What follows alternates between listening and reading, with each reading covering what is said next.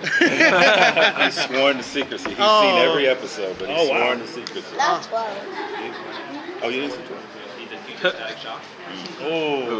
Don't try to don't do that. Trying to get. I've seen 11 years. Okay. We came over like you said, talking about Static Shock. All right.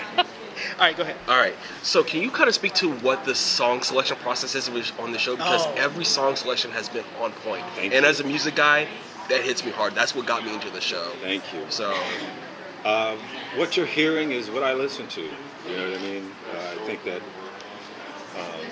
I love music. My mother was a singer, and she made records. My son is a rapper, God Holly, and he makes music for the show. You know, he did the title sequence. yeah. Love He that. was in episode 9.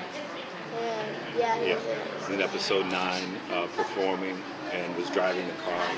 So we come from an artistic family, an artistic background. So the music that you hear is the music that I listen to, and then I have a wonderful music supervisor who's been working with me for years, Kier Lehman, and he knows my taste.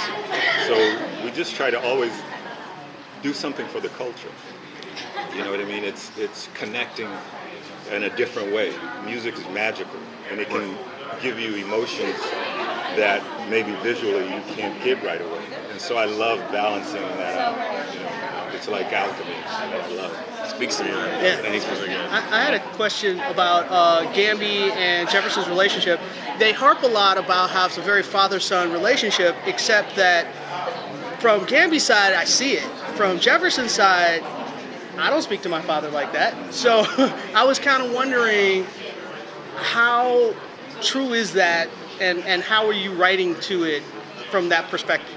Well, what's funny is, and you guys will understand this culturally, Gamby's a white man. Yeah. And white people raise their children differently than we raise our children.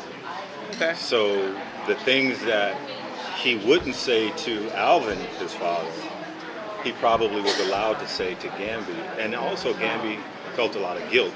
Right. So And so he I'm let him sure get he away. was a lot easier on him as well. But what I love about that relationship is that you're watching a relationship and you're watching a man who was raised by a white man. And so if you watch Jefferson, there are some traits that he has a lot like Gamby's. And one, I'll give you one. Jefferson is very reserved, like Gamby, until he gets into the suit. And if you notice when he gets into the suit, I'll bet you're wrong. he starts talking, a little loose. Yeah, okay. So we did that on purpose. Okay. Nice. I have to say, the family dynamic with Jefferson and his daughters, and even his wife, I feel like that is surgically made. I feel like there's a lot of people involved talking about how their family dynamic is, because it's very important to the show. How much of your own personal family life and possibly other producers and writers are put into the Jefferson family? Well, artists always pull from what their experiences are from their soul. So what you see is a sort of an amalgamation of all of us. You know what I mean? Charles Holland, Pat, Charles, they have daughters.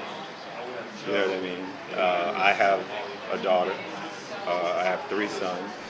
So we all sort of talk and argue, and sort of make sure that the people watching sort of can relate to what they're seeing. If you have children, hopefully you see moments in the show that sort of remind you of your own experience with your children, or at least your own experience with your parents. So for instance, I think this episode is aired where Jennifer is at the refrigerator and she's getting ready. Her mom says hello and she goes upstairs, and her mom says, and she rolls her eyes, and her mom says, wait a minute, young lady. No, we don't do that. No. I don't know where your friends are doing, but we don't do it in our house, right? Not with my parents. So I've been talked to like that, and he certainly has too, as an assistant.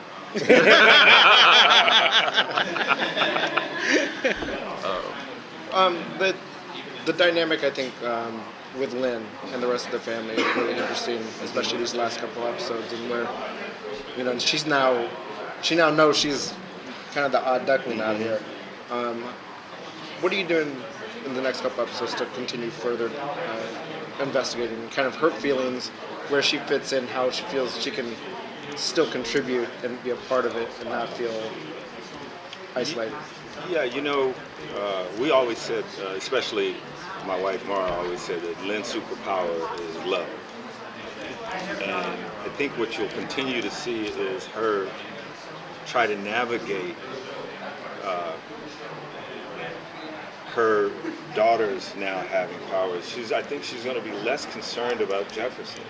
I made the analogy earlier that it's like watching your kids decide to become police officers, or watching your daughters decide to go into the military, and there's a war going on. It's something noble about it, but there's a hell of a lot of fear involved. And I think that that's what she's going to have to deal with, and she's going to have to decide how she wants to participate, because she has to participate in some shape, form, or fashion. And I don't think we can keep having her just be a resistor. Right. But 11 and 12, 13 is a mother. I like that one. We got a fair question. I just got to ask, how much fun are you having on this show? It looks like y'all are having just such a great time making this. We're having a ball. I mean, this is a blessing. I can remember living in the projects, and at 4, this is all I ever wanted to do. I never wanted to do anything else.